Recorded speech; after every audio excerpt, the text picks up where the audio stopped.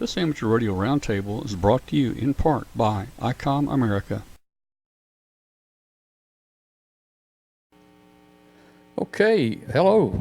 Boy, the system's got a delay, and I don't know what's going on tonight. But anyway, hey, good afternoon. Hello to everybody out there. I'm Tom Medlin, W5KUB, and you're watching Amateur Radio Roundtable. And we'd like to see if we've got any shortwave listeners out there tonight. Everybody knows we're on WBCQ, famous international shortwave station out of Monticello, Maine, on 5130. If you're listening out there on shortwave, send us an email, let us know where you are, give us a signal report. And we'd love to have you join the show too if you can. Just join the show at w5kub.com, w5kub.com. Let me give you that email address in case you're out there. It's Tom at W5KUB, Tom at W5KUB, and I'll get the email and I'll respond back to you there. Hey, as everybody might know, yesterday was Veterans Day. I want to just say hello out there to all the veterans out there. And it kind of got me thinking about it. I pulled the old duffel bag out. I hadn't pulled stuff out of the duffel bag in about 15 or 20 years. And I found a piece of clothing in my duffel bag right there. Look at there. That is 50 years old, or about 49 years old right there. And I can still almost make it fit. I couldn't quite button it, but it almost fits there. Good for you. So it almost fits. Anyway, it's kind of neat to look back. And I was just talking to Emmett a few minutes ago about some of our experiences back. We went in many years ago, and we had a lot of fun times. And I tell you what we ought to do. Depending on how long the show goes, we might just open a phone call up for ham radio vets tonight, and we might just all tell our funny stories or something like that. Hey, tonight I think we got a great show lined up. We've got several things going. We've got Riley is with us tonight. Of course, everybody knows Riley is retired from the FCC. He was a special counsel to the FCC in an enforcement division. He's going to talk about a new program the ARRL is coming out with. We got Emmett in here. We're going to talk about some new antennas that Emmett's got that I'm really excited about.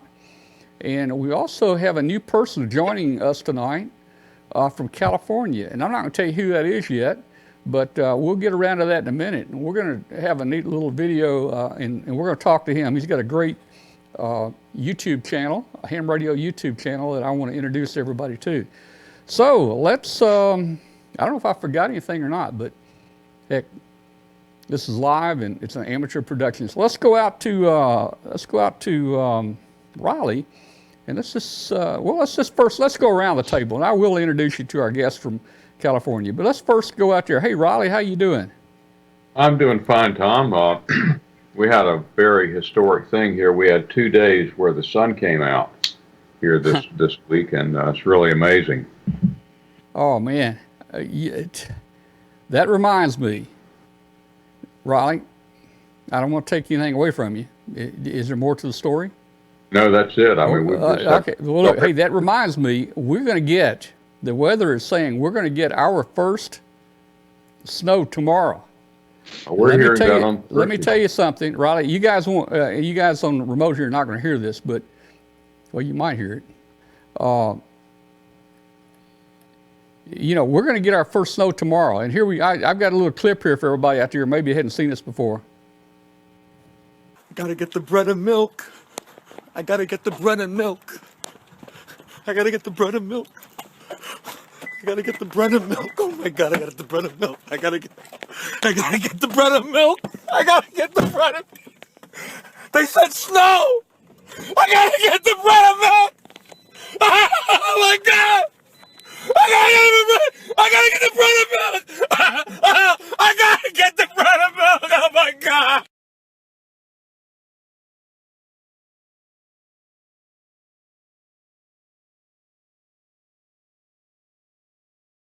So let me tell you, that's the way it is around here when it snows. And down here in the south, when we get these big snows in here, when it gets over about 1/8 of an inch deep, let me tell you, it's heck down here. And there will not be any bread or milk in the stores 3 days. In fact, they're predicting this to hit tomorrow night. I can guarantee you right now the stores are already out of bread and milk. I remember in South Carolina, if we got a half-inch snow, man, I'll tell you what, it was absolute chaos. Yeah, yeah. All right, let's shoot it over to Emmett. Hey, Emmett, how you doing there?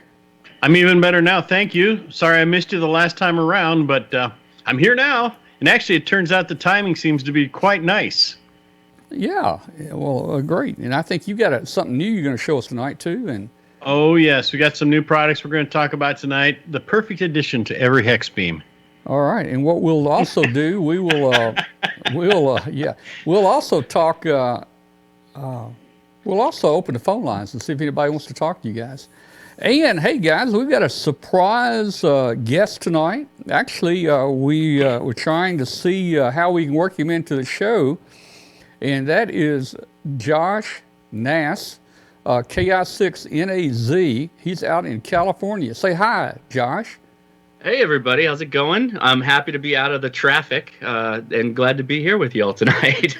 Now, I was kind of sweating it there. You didn't quite get home till right at showtime, right? You got a pretty tough drive, huh? Literally just moments before you went live. I was actually watching, okay, a little dangerous, but we weren't going over 20 miles an hour. Yeah. Watching your pre-stream as I was pulling into the driveway, I'm like, okay, I think I made it.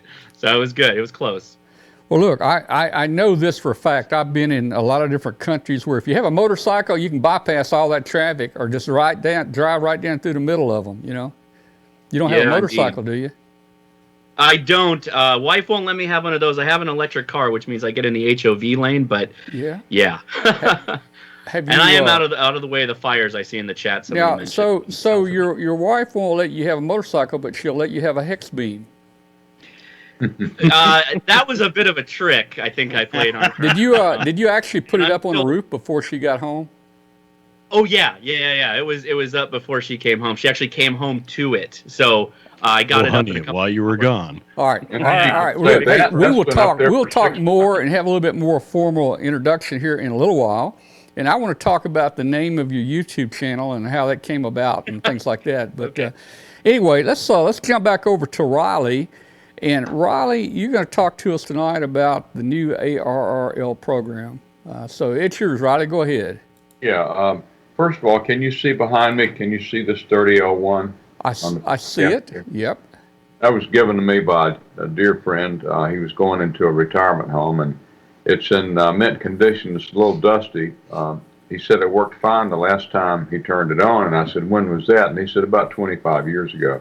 So I'm going to go through it and restore it, but it really is beautiful. And Emmett, that quad behind you there is impressive. I'm going to have one of those, even though I don't know what it does. I may not even. I got to have one of those. So anxious to find out about that. Anybody out there that is an official observer, I would hope that you will watch the league website. The official observer program has been in existence for about 90 years. And in 1982, at the behest of Barry Goldwater, the official observer program started working with the FCC with some success, some limited success, depending on the assets that the FCC had to devote to it. But a couple of years ago, the FCC invited the league to revamp the OO program, saying that it needed help in areas where FCC resources were scarce. So you recall that certain chairmen that the FCC had cut back the field offices in half. And a lot of good engineers left the FCC. A lot of good engineers stayed, but nevertheless, the resources were cut in half. So the FCC wants to work more closely with the ARRL and the OO program. The deal was that we would rebrand it and make it the volunteer monitor program with more intensive training and more continual training in which the FCC would participate. And in exchange for that, the FCC would take these cases and base their first instance enforcement action on what the league turned in. So if you're an OO out there, I would encourage you to follow the league website. This thing is a work in progress. We're working on it now, but we would encourage you to apply to be a volunteer monitor. There are about 700 official observers right now. Not that many are active. Probably 300 or 400 are active. And there'll probably be about 250 to 300 volunteer monitors. But if you're interested in that, please apply, because we'll be going through those applications and vetting those and folding this over into a new enhanced volunteer monitoring program. It hasn't started yet, but will virtually any week now, I would think. We have a new agreement with the FCC, which they have signed off on. The chairman has agreed to it, and General Counsel has agreed to it. Enforcement Bureau has agreed to it. So as soon as we can put that into effect, we'll be recruiting volunteer monitors, largely from the official observer field, but you don't have to have been official observer to apply for it. But just watch the League website, because I think this really will be a good program, and it will help make up for some of the limited FCC resources in this day and age that we've had to suffer with. So if you're an official observer now, please, we need you to apply, and please watch this program on the League website. We hope to be taking applications within a month. That's my personal goal. And then fold this over and have a program running by the spring, I would say. But we're rebranding it to the Volunteer Monitor Program, and we did that because it's more in line with the Volunteer Examiner concept and the Volunteer Council concept and so forth. So stay tuned on that, and we would love to have you apply for that and become a part of that program. So, Riley, is there any liability for the new monitoring? The volunteer monitor? I guess that's what you call them. Is there any liability for them if they see something wrong and they report it, through the channels, and the guy at the other end gets all unhappy, wants to throw some lawsuits or something out there? How's that work? Well, they'll be insulated from that, because now these notices, instead of coming from the volunteer monitor, will come from League headquarters in Newington. And the facts will be vetted out before the notice is issued. And on that note, the good guy notices that have always been a big part of the official observer program will continue to be issued, and they will be out of Newington as well. And the volunteer monitor, insofar as it can be guaranteed, will have anonymity. But we don't expect any liability from that.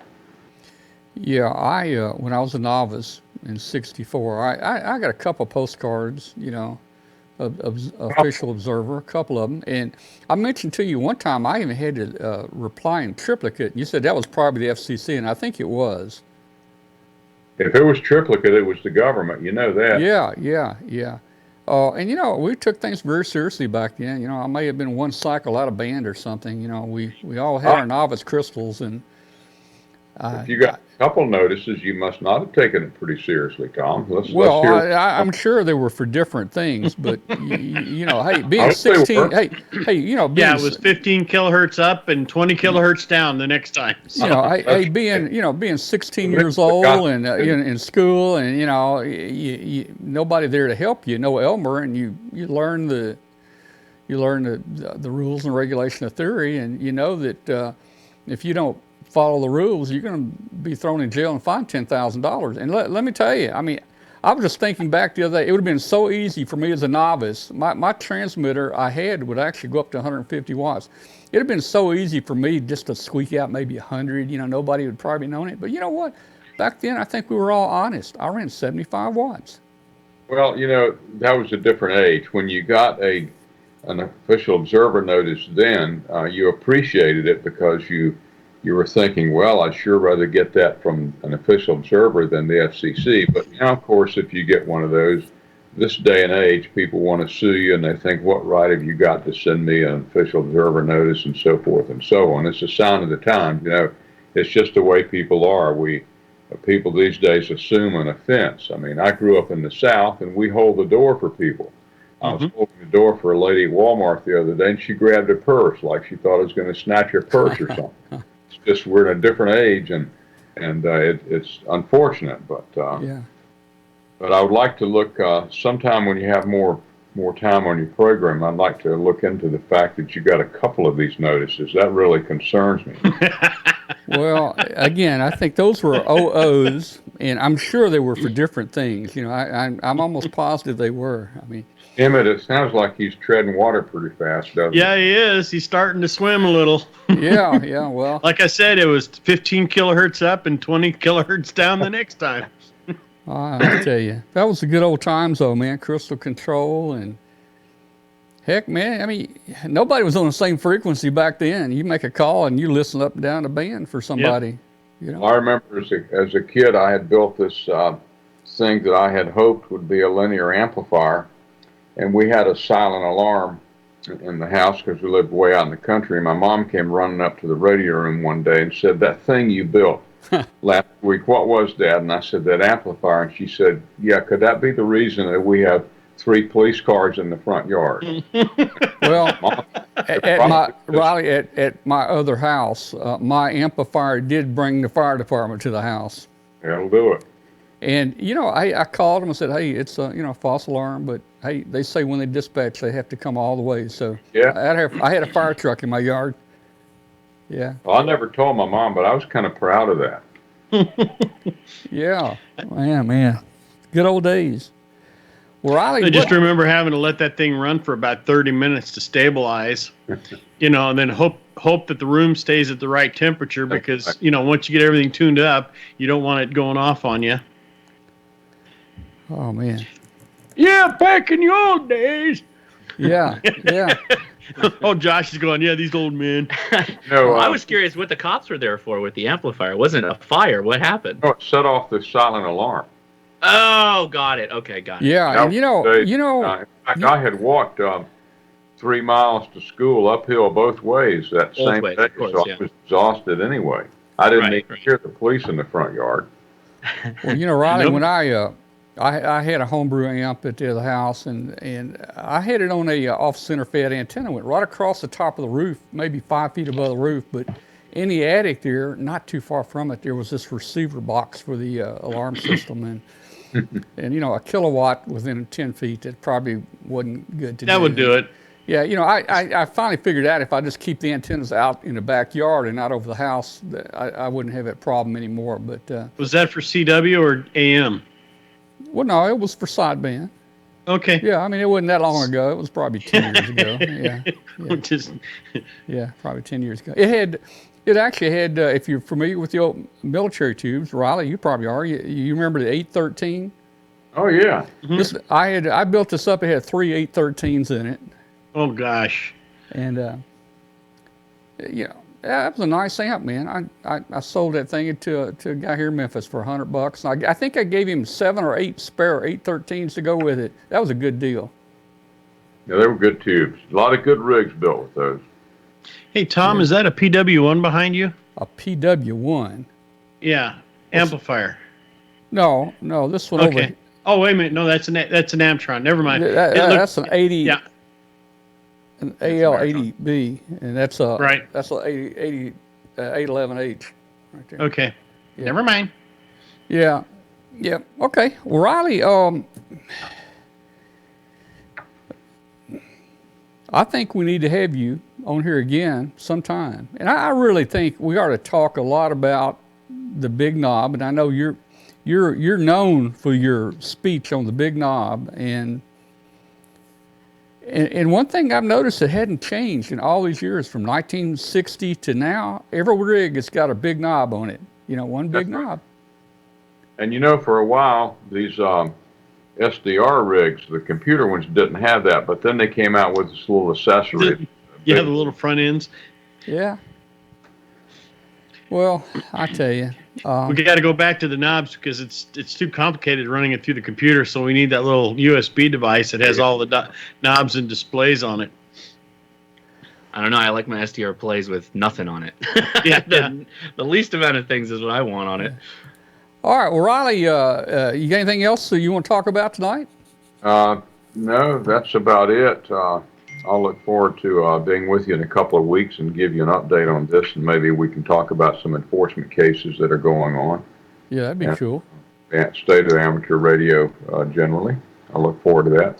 So I'll go ahead and sign out here. All right, but wait, you can't go yet because in the chat room, we've already got Mike is asking, what is the big knob? I guess he has not heard the speech, but Well, I'm glad you asked.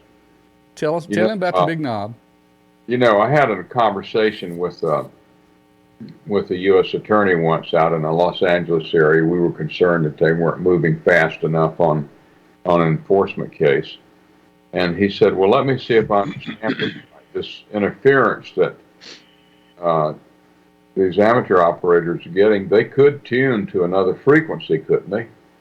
And I said, well, yeah, they could. And he said, well, you have to understand that your biggest problem is some crazy guy with a microphone. My biggest problem is somebody with a gun or opioid epidemics or mass shootings and so forth. So it brought to mind this conversation that I had one time with Bill Cross at the FCC. And he said, if you look back on all of the rigs, get your earliest Allied radio catalog, and I have one going back to 1960. And he said, look at every rig in there and look at all the QST magazines right up through the year, say, 2012. He said, every rig has one big knob on it. And he said, that's so you can, if you hear something you don't like, you can tune away from it and go somewhere else. He said a lot of problems would be solved if people would just turn the big knob and go somewhere else. If you're getting interference or if you're hearing something that you don't like, we have thousands of discrete frequencies, many different modes and privileges, whether it's contesting or CW or rag curing or whatever. So remember the Bob Dylan quote, what if they gave a war and nobody came? Well, a lot of the disputes on the bands would absolutely fizzle if people would just tune away into another frequency. So that's the story of the big knob that manufacturers make these radios with a big knob for the purpose of going somewhere else. If you drove to work the same route every morning and you got a rot through your windshield, sooner or later it'd probably occur to you to take a different route to work. After maybe the 8th or 10th police report and insurance report, you probably just take a different way to work. So if you're hearing a lot of things that you don't like on a frequency, just tune away and go to any one of the other thousands of frequencies we have. That would solve a lot of problems. All right, so look, I just extended your time 5 more minutes. I'm not going to let you off this easy because your big knob has brought up something now. So, and I think one reason the big knob is there is tell us how this big knob should work when, if you're on the radio and you're talking to somebody, you've been on there about 5 minutes, and the guy comes on and says, "Oh, we've got a net on this frequency. We've been here for 40 years. Would you guys move?" Well, that happens a good bit, and if you can think a minute here about leaving say a concert or a football game. You're driving down the road out of the stadium, and there are people to the left of you and to the right of you that want to get out. Now, wait, did you say people to the left and people to the right? Right. I thought it was, what was it? Jokers to the right? Clowns to the left of me and fools to the right, or vice versa. Yeah, or go ahead. But Stuck in the middle with you. Yeah, go ahead. But, you don't have to let those people out. But if you do alternate and let them out, everybody gets home a little quicker. So while it's true that a net doesn't have a right to a certain frequency, it's so easy for you to change, and it's much easier for you to change than for the entire net to change. So we have thousands of frequencies, so why not have a little courtesy there and just give the net a break? These people that run the nets spend a lot of time as net control and running these nets, and it's true that if you're on at 659 and one of the state single sideband nets comes on the same frequency at 7, you don't have to leave, but it's certainly easy to do it and just move to another frequency. And everything works better if you do that. Just because you have the right to do something doesn't mean it's right to do it in every circumstance. And it's just a little bit of courtesy goes a long way. And you'll notice that. Go ahead. Yeah, I was going to say that you had mentioned a minute ago the FCC and I guess the Justice Department, they have a lot higher priorities of trying to catch people than somebody that's not moving off the frequency or causing interference or something. They have a lot more priorities, don't they? Well, yes, and it's hard to explain to them sometimes, or really I don't have much of an answer for it, when they're dealing with, when we're dealing with people that could easily change frequencies. But that's the philosophy of the big knob. You know, if you didn't have to change frequencies and you had a right not to change frequency, and I'm looking at an old Kenwood TS520 right here. Biggest knob on there is the VFO. Yep, yep. If what I say wasn't true, if this principle wasn't true, this big VFO knob wouldn't be a big VFO knob. It'd be the same size as the microphone or the carrier or the AF gain or RF gain, whatever. But it's a huge knob that's telling you just go somewhere else and don't dignify the people who are trying to interfere with you with the reply, because you can't reason with them. You knew them in the 4th grade, and they haven't changed very much. Well, you know, Riley, I'm sure the FCC has had more and more things to watch over, and probably less and less budget or less people. I don't know. You know how the things that they oversaw probably has grown tremendously, and Definitely. And I think it probably some of the things that this volunteer monitoring program is going to do. There are areas in this country that there's not even any FCC people. There's no monitoring stations in every state, I don't guess. Well, let me clarify that. You will hear that half of the FCC field offices have closed. What they don't tell you is that the antenna fields are still there. So, you know, all this is tied into Columbia, Maryland, on their big screens there, and they can take all of the bearings. Well, and I understand that the volunteer monitoring program is, those people are going to develop patterns. They're going to collect information like time of day, frequency, bands, even if they know where a transmitter location is. And by providing all that to the FCC, it greatly reduces the resources they have. They've got a lot of information up front. Exactly, and these volunteer monitors will also be trained in direction finding. So it's going to close some of the gaps that we have with the FCC areas in the country that are pretty sparse right now. I think it'll work. I think it'll work fine. You have to realize that 99% or more of the amateurs want to do it right. And for all of the privileges that we have, the power and the modes and the activities, our compliance issues are absolutely minimal. It really works splendidly overall. Well, and just a last comment for me. I hope that, and like you said, 99% of the guys are good. There's always, one bad apple out there. And I hope that there's some kind of rule against the volunteer monitor from having like blue lights and a siren, on his car. Maybe signs, No lights, no sirens, and no badges. They're just average guys. They're auditing the frequencies. That's what it comes down to. All right. Well, sounds good. 85 years, the program's going away, but a new one's coming. Hey, Ronnie, thanks so much for being with us. Thanks, Tom. Good to see you, Emmett and Josh. And Good seeing you, young man. Talk to you guys later on. All right. Nice to meet you. See you. Hey, Riley, that information's going to be on the web sometime tonight, just for your reference. Okay, thank you. I'll be checking that for sure. All right, sir. Give me a call if you have any questions. I sure will, Emmett. Thank you. All right, guys. Okay. Well, let's see. We'll leave. Riley's already hung up, so I don't have to worry about hanging him up here. Okay. Let's see. It's about 8:30. Everybody just stand by. We'll be right back with you in just a moment here. After these messages, we'll be right back. For the love of the holidays, surprise your favorite ham this season with a gift that's on their hot list. The holidays are just around the corner, and ICOM has plenty of cheer for everyone. The IC7610 is the SDR that every ham wants, and it's just in time for the holidays. This high-performance SDR has the ability to pick out the faintest of signals, even in the presence of stronger adjacent signals.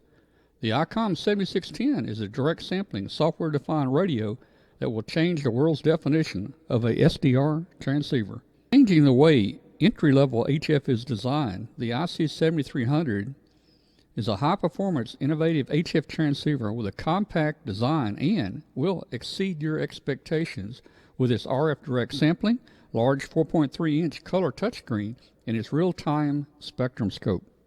The IC R30 raises the bar on DC to daylight receivers. Powerful yet easy to use, the R30 is packed full of features you have become to expect from ICOM, like a built-in GPS and Bluetooth, dual bandwidth recording, high-speed scan, and Android and iOS apps. If you're looking for the perfect stocking stuffer, the ID51A Plus 2 provides new modes for extended D-Star coverage. Enjoy integrated GPS, independent AM/FM receiver, and a free Android app. Visit www.icomamerica.com/amateur for more information on ICOM radios. Okay, and it switched back. Okay, let's see what we got going here. All right.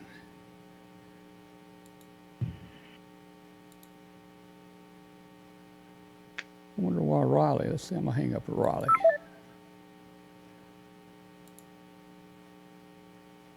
Okay, hey guys. Hey, I've got somebody I want to introduce here to you. Josh Nass, Nass. Is that, you say Nass? Is that? That's right. Yeah, November Nass, Alpha okay. Sierra. Yep. And you are KI6NAZ. Let me get let me get Josh on here. And there's Josh. And hey everybody. Josh has got a great YouTube channel that has a lot of ham radio stuff. Everything from ham classes to looking at products. And it's kind of neat that we got him and Emmett on here tonight because Josh has just put up a new hex beam on his roof. We'll talk a little about that maybe in a little while. Yeah, that should be fun. That should be a lot of fun. He had a few questions there. Now you're out in what part of California are you in? I'm in Cerritos, California, which is southeast of Los Angeles, kind of a neighboring Long Beach area. Okay, cool. Let's see. Let me get you a lower third on. Here we go. Hey, all right. Okay. So, and you've been a ham about how long, Josh? When did you get your license? I got my license in 2007 when I kind of became an engineer for one of the large engineering companies. One of the engineers there kind of took me under his wing and Elmered me to get me my technician, and then from there I kind of took off on my own, moved companies, and now I'm with another large aerospace company, and joined their club, and things have just kind of been moving from that point since then.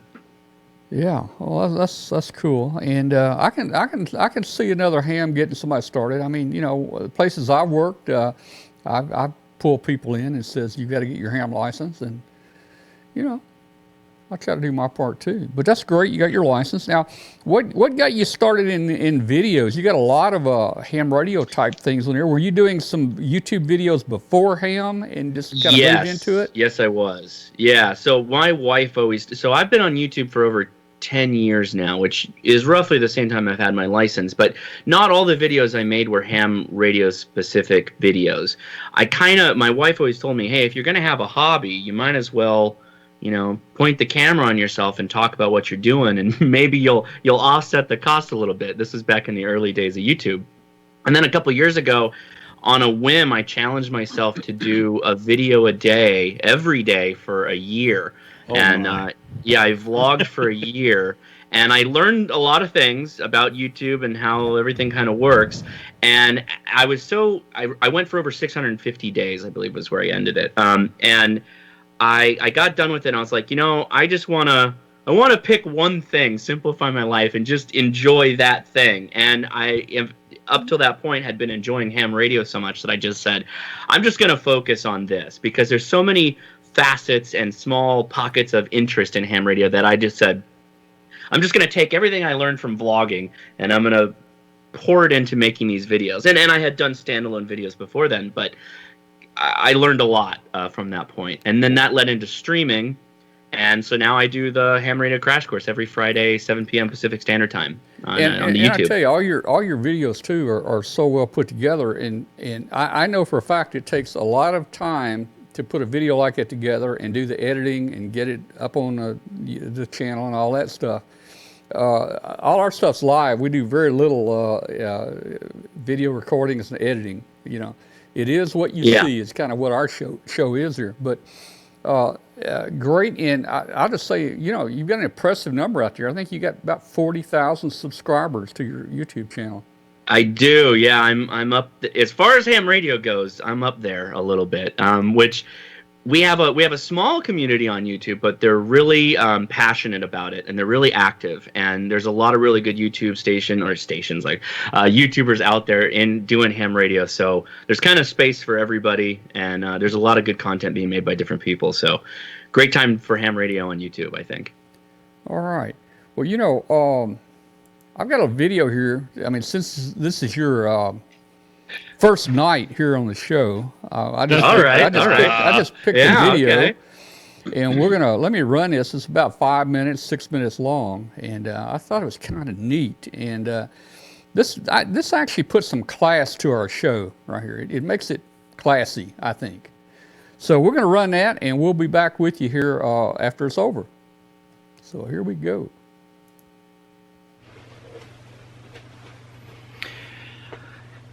In amateur radio, we have operators that go above and beyond. They DX farther, they operate longer. They homebrew more, and they modify stronger. They are extreme hams. For your approval for entry into the archive of extreme ham, I bring you Billy Bob. Billy Bob has a penchant for big radios and tiny cars. Here is an interview with Billy on his new modification to his tiny car. Let's see what he's done. This antenna is actually This is mounted, that Yaesu you talked about. Yeah, this is an ATAS antenna mounted on a trailer. I like that. Yeah. And it's on a bike rack. So you can see it just kind of floats back there. But what makes it work is that it's grounded properly. It's got You got it strapped. I've got a strap around the PL259 connector. Yeah. And a braid going down, and it goes to 2 bolts underneath the car. Oh, you run it all the way down. Oh yeah. So this is grounded like it's part of the car. Right. And then what happens is the ground wave moves forward over the car, just like this, just forward over the car. Yeah. And so if I'm headed east, like last night, that gentleman was really clear. He's on the East Coast. And now, you've almost got like your car is a pointable beam almost. Because the antenna's all the way at the back. Yeah. The thing is with this, you got your scope, you got your audio. Yeah. You got your... Oh, you don't mind recording this, no, right? I assume everybody expects me No, that's totally fine. Here's your SWR adjustment. So what I do over here, let me turn that down a bit. What I do over here, I hit this for SWR. Okay. I grab the mic, I key up, and it shows the SWR there. There's the graph. Okay. Now let's say I need to adjust it a little. I go over here, hit it again, and then when I get to about where I want to be, like right here, now watch down here. I take this and now look up at the screen. See how it goes up and down? I find the sweet spot. There it is. Wow. And now I'm real flat. Now let's check it again across the whole band. We'll try it real quick here. Look at that, flat as a pancake, just where you want it. Okay, and it goes through the car audio. Now I'm going to play you Asiatic Russia. Oh yeah, because you got to record that. Yeah, this was this morning. Go down to today and hit play. Here we go. Say again, KB6CIA here. What is your QTH? The QTH here, Khabarovsk City, Russian Far East, over. Wow. Russia, Far East, what city? RD Hotel Fever, 28, QSL. He gave me a grid square. I am in Riverside, California. Thank you, my friend. 73, have a nice weekend. Bye-bye. Okay, Wow. 73, KB6CIA clear. Radio Mexico 0 Lima, is portable, QSL. Radio Mexico Lima, or Radio Mexico Radio Zero Mike Zero Lima. Yeah.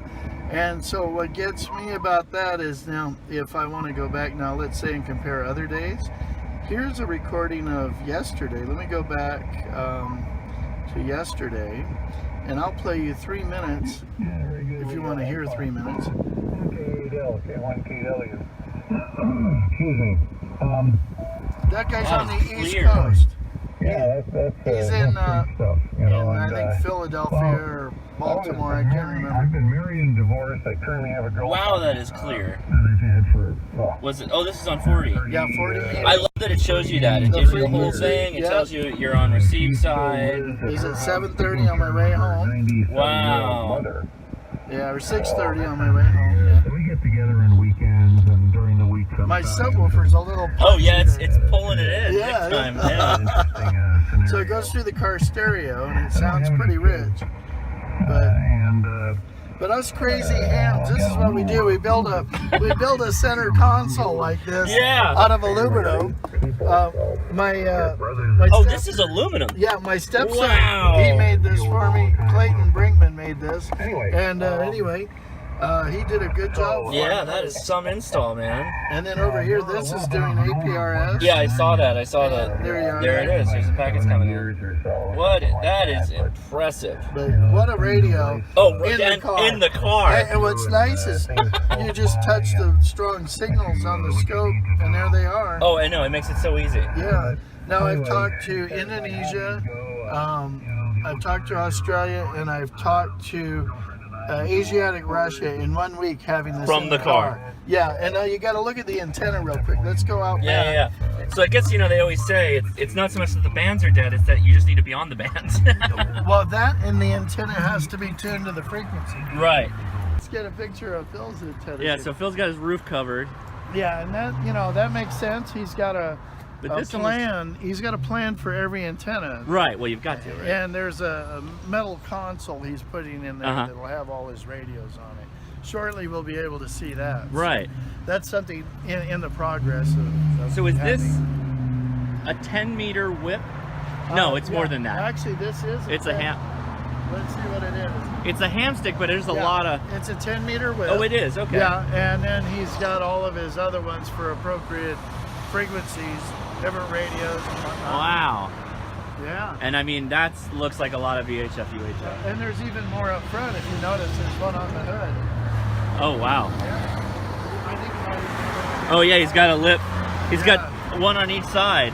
Yeah, so he can add a few more. Now he's got it all covered. Yeah, right yeah, now, yeah. but he's working on a new install. That's pretty impressive too. Yeah. So, I like you guys with the testicular fortitude to cut into your car. Oh yeah, well you're gonna get nothing on trade-in anyway. So the second day I had the car, I drilled 4 holes in it.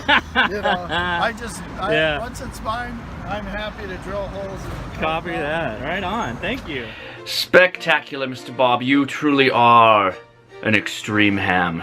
Thank you for watching the first installment of Extreme Hams. Look forward to more in the future. Salutations, as they say, 73, and we'll see you later. All right. So, hey guys, now I want to hear from the chat room. Didn't that put some class on our show right there? I mean, that was kind of like, I don't know how to describe it, but man, that was like. For a little background, Fresh. it's actually the guy who sold me my first ham radio, a Yaesu FT60. So I occasionally work with him. He's a great guy. All the people at Anaheim HRO are great. Yeah. So hey, Josh, let me pull up your website here. I want people to know all they can about you while we introduce you tonight. Here's the website, or your YouTube channel called Hashnasi. Yes, Hashnasi. you got it. And that your name is Josh. Yes. Nas, N-A-S-S, Nas, right? Yeah. So tell us I a picked that story. up at Tell us a story about how you got a name like this for a YouTube channel. Well, the channel existed before I was so big into ham radio, so it's really just my nickname. And that came around when I was in college. I had a professor, was a native-born Japanese professor, and came to work here in the United States. Wow. And Josh is kind of like hush in Japanese in the accent because they don't have the hard J. And Nas really turned into Nasi. So my nickname, after it was mentioned once or twice, he was returning papers, and he kept calling out Hoshnasi, and nobody knew who he was talking to. Finally, he was like pointing at me, going Hoshnasi, and so that kind of stuck, and I've been called that ever since. So that's, when I was in college, and so I just said, hey, I'm just going to use that for my, internet handle, if you will, and that's kind of what's been like that for over 10 years now. Well, so that's cool. So here's your site there, and if people want to go to it, it's just Hoshnasi. And on YouTube, Hoshnasi. And you've got a lot of videos here, a lot of ham radio videos. Here you've got, and I watched this one here. Your wife took the tech test right here. Yes, I watched it. I think I kind of fast forwarded through it. I didn't want to watch the whole thing, but I think she failed it, didn't she? But she got close. She missed it by maybe seven or eight questions, maybe. Yeah, she failed, but she got kind of close, and that was kind of the thing. She didn't want to study at all. She wanted to go in blind. She didn't study at all, and she came out close to it. Yep. So not too bad. I think some of that might have been osmosis from just hanging around with me, but I like to believe that. Yeah.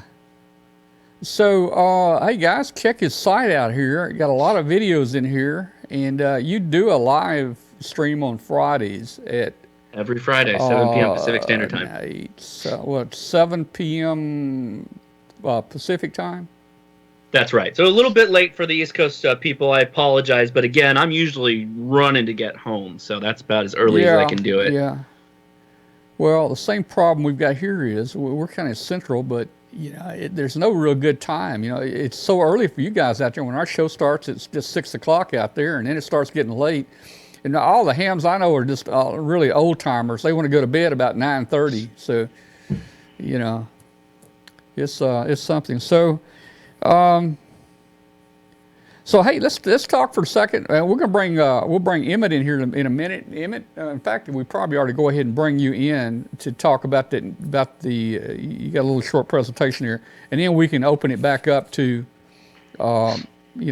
some discussion, and we can open the phone line. So why don't we cut over to Emmett and let him get his part done, and then we'll come back and we'll continue this, because it's about 10 minutes until 9. Wait a minute. Wait a minute. That clock there says 6:59. That clock there says 8:52. You have 1 minute. Oh man.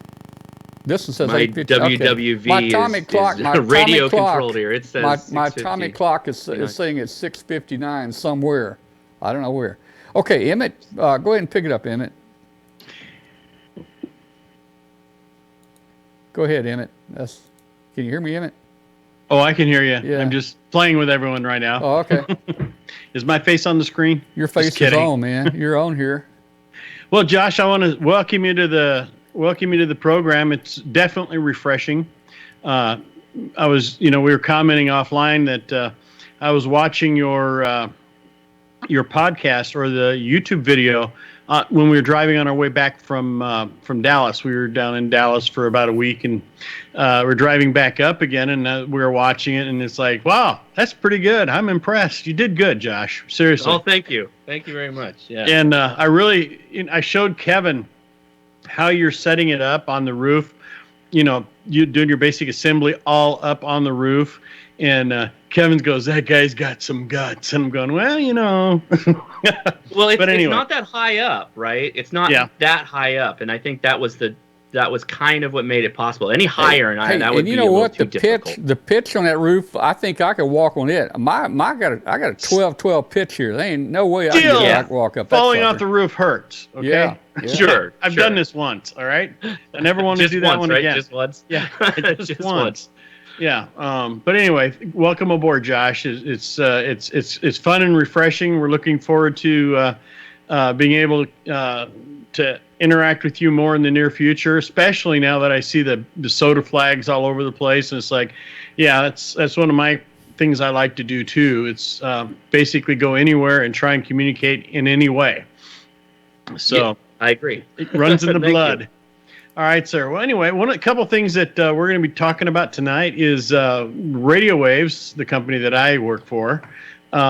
We've got a couple new products coming out, and the one thing that we've noticed over the last couple of years now is the bands have really been going down, down, down, down. And looking at trends right now, we're seeing things like satellite communications really gaining popularity. We're seeing, VHF, UHF, single sideband, long range communications starting to become more popular.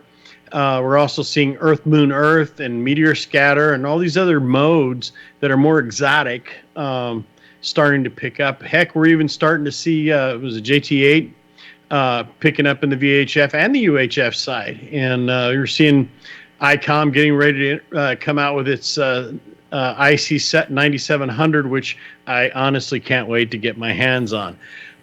Something about the power and everything else that goes with it that makes it nice. I'm really looking forward to it.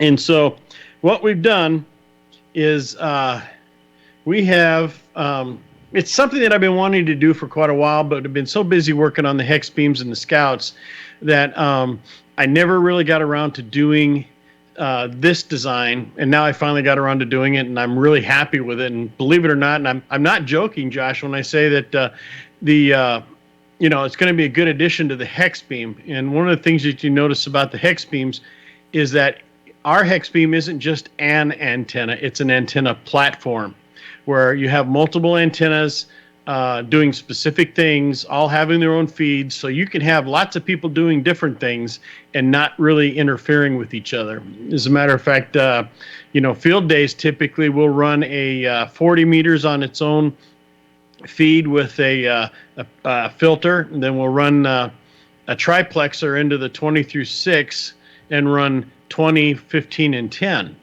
And then we'll even segregate 6 meters and run 6 meters as a GOTA kind of a configuration. So you're running, 5 to 6 radios off of one antenna. And so literally the hex beam has become an antenna platform. The military likes it all of a sudden, which I think is nice. But anyway, what we're going to do is I'm going to switch screens here to a little presentation I'm going to do for you. Okay, I'm sharing the screen. Can you see it yet? Yep. There we go. Okay, I'm going to my start from the beginning. All right, come on. There we go. Okay, product update. You know that warble that you hear all the time. We're coming up with a couple new products. We're introducing just in time for Christmas, just in time for some of the new products that are coming out, and just in time for the bottom end of our bands. We're starting to make our own quad antennas. We're not departing from what we do best, which is wire antennas. We're building quad antennas. We do have another product line, which will be Quaggies, which will be coming online within the next month or so. But we wanted to get the quads out before December. So right now, today is the big release, and Tom, you're the one that we're doing the announcement on. We will have these set up, by the way, this weekend out at Gigaparts in Huntsville, Alabama. They're having a pre-Friday, Black Friday sale on Saturday. Don't ask me. They just tell us to get there. We'll be there. We'll be bringing MCOM 1, and this will be set on top of one of our scouts, which I think is pretty cool. We're introducing our new Quasar Quad product line, which is which will include a 2 meter 4 element, 2 meter 5 element. We even have a 2 meter 7 element. We have a 440/70 centimeter for those of you who can't figure out which one is which. 7 element standalone. We've got a 440/70 centimeter 9 element. We've even got a 12 element as well, but I just didn't list it here. And then we've got one which I'll show you tonight. I have it right behind me. Is a 2 meter 440 combination. It's not just for satellite. It's for, let's say, you want one antenna and you want to be able to do, let's say, a weak VHF, UHF, single sideband, whatever mode you want to go. This is the antenna that you're going to want to go with. The Radio Wave's 2-meter Quasar quad begins with your basic 2-meter 4-element and quad beam that weighs only about 4.5 pounds. Now we're using the same fiberglass we used to build hex beams with, which has a 6 mil coating on it, which is good for UV radiation and so on. And we also offer with this antenna as well a 20-year warranty on the fiberglass, because the people that make the fiberglass for us give us that warranty, so we pass it on to you. Typically, you don't have to paint this antenna, but if you're in a really harsh environment, we do suggest it. It weighs a whole 4.5 pounds. It's 48 inches long. You have about 11 dB forward gain with a 30 dB front to back. Now you can adjust the back element. You'll notice. Can you see my mouse? Mm-hmm. Okay. You'll notice that back here, these hubs are designed to where we can move things around to tune them a little bit more efficiently. So if you're looking for, a little bit more forward gain, you can slide this forward, or if you're looking for the best SWR and you don't really care about the front to back, you're just more interested in getting that, or you really have some noise in the background and you want to reduce it, you can change this around a little bit to give you a little bit better front to back, or worse front to back, whichever it is you want. They are designed to handle 500 watts. I know they'll handle more. It's just that we're going 500 because we want to play it safe. Typically, we don't overrate our products. So when we say 500 watts, I know it'll do 500 watts FM. So anyway, that's that. And then this is a diagram of what the antenna looks like. Gives you a little bit better picture of what your radiation pattern is. It is manufactured with solid fiberglass. We're using stranded insulated wire. It's great for 2-meter single sideband. Oh my goodness! I'm just saying. Let me get a drink here. Going from humid to dry is getting me. 2-meter single sideband, satellite communications, and so on. It's an excellent platform, especially if you're like on the edge of a repeater. This is one of those products that gives you this antenna. If you were to use just a regular Yagi, it would be an antenna that would be twice the size. Matter of fact, Tom and I were talking about that prior to the show, about how his antenna, to get this gain, is like 15 feet long. So it's nice, low noise, because it is a loop. 15 feet long, 15.7 feet. Yeah. And with the 2-meter, you're getting about 11 dB forward, so not bad. And there's a little bit better diagram of what it looks like. It's excellent for EME, repeater linking, and weak signal type work. You can harness these together in an array, which we do have harnesses available. We don't have them listed on the website yet, but we can do that. And Rochelle, if you're listening, could you please bring down a throat lozenge? And then you've got it's excellent for weak signal. Gives you another just a second. 1 second, please. All right.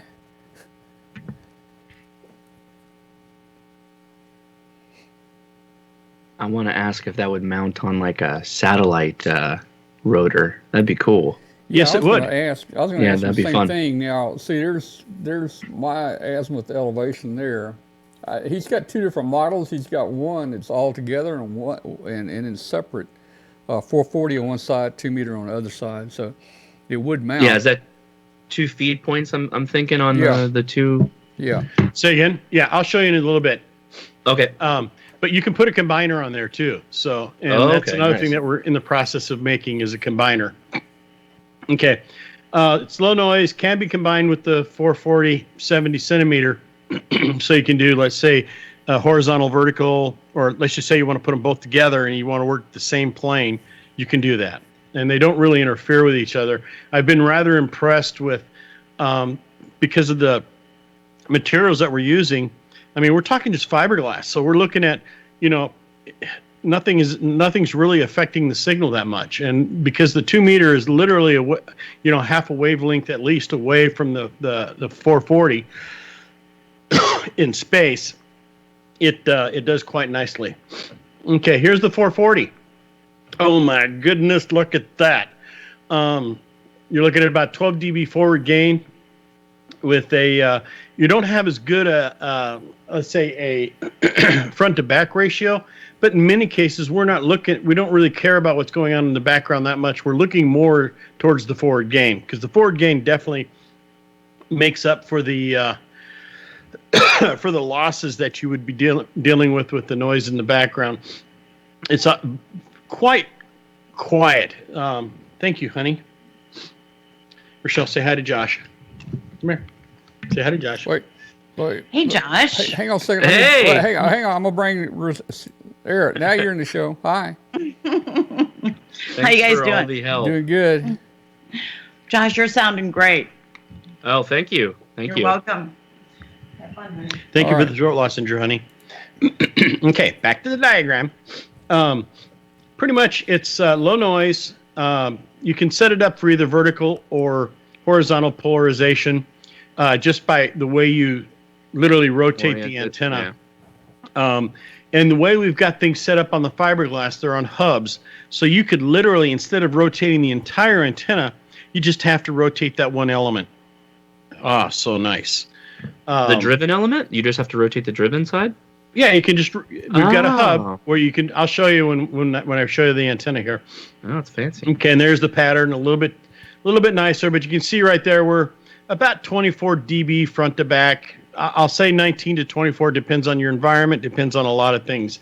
And it's only 36 inches long. 3.6 pounds, will run 500 watts as well. And that's a little bit of it. That's its pattern right there. And the thing I like about this thing is it's small, it's compact, it's lightweight, it's easy to use. We're not using solid wire, we're using stranded wire. So people who do a lot of portable operations can literally take it apart, put it back together again. I will say though that we are making a rapid deployable version of this, which will probably come out in December sometime. That literally it folds up like an umbrella. So you just fold the elements back, pull a pin, fold the elements back. You don't have to do anything with it. When it comes time to set it back up again, you push the elements forward again, put the pin in, and you're good to go. So it makes for good mobile operations. And here it is. This one is the 2 meter 440/70 centimeter quad. This unit is a 4x9 instead of a 4x7, which is our standard unit. I did a 4x9 because I just wanted to play with gain and see what I got. I got about a dB out of it, which is nice.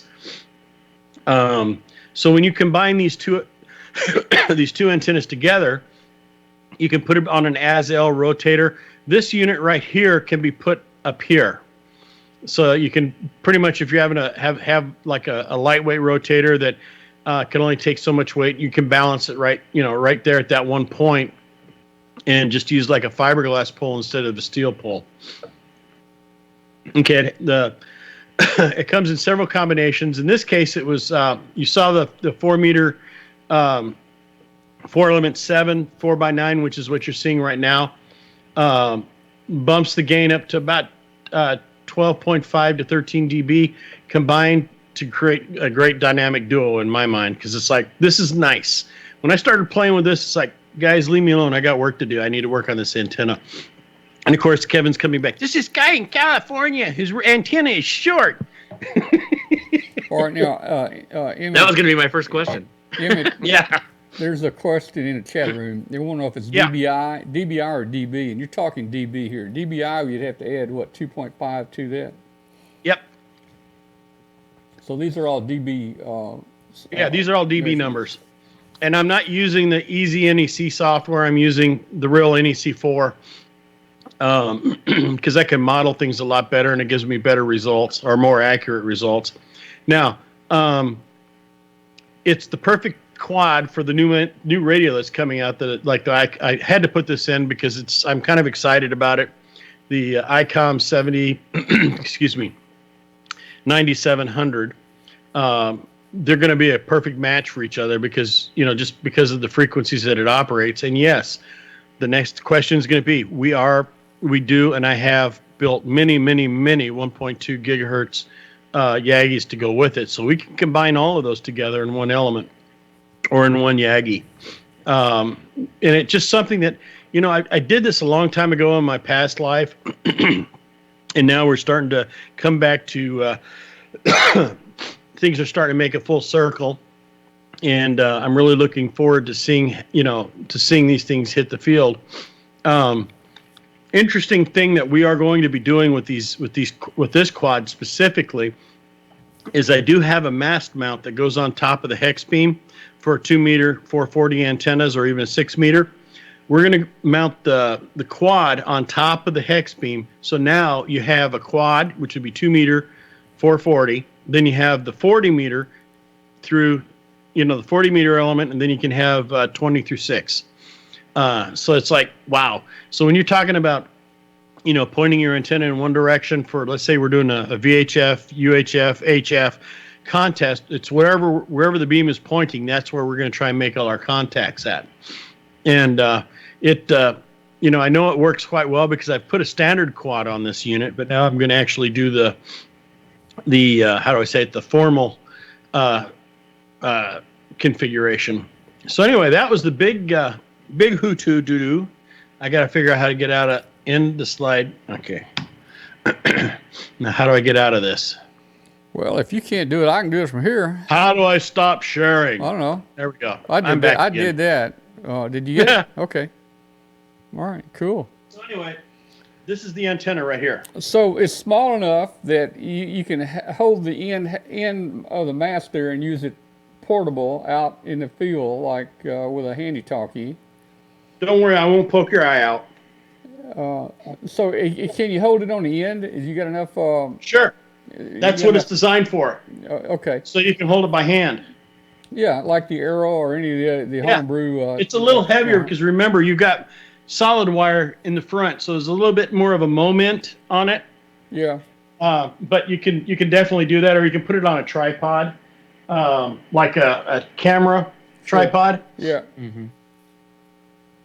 There you go. See, we've got these nice little hubs. Oh, yeah. Okay, Yeah, I see how you're doing that. And that's cool. And then right now, in this case, because I'm running the 9 on here, the 440 is behind the 2 meter.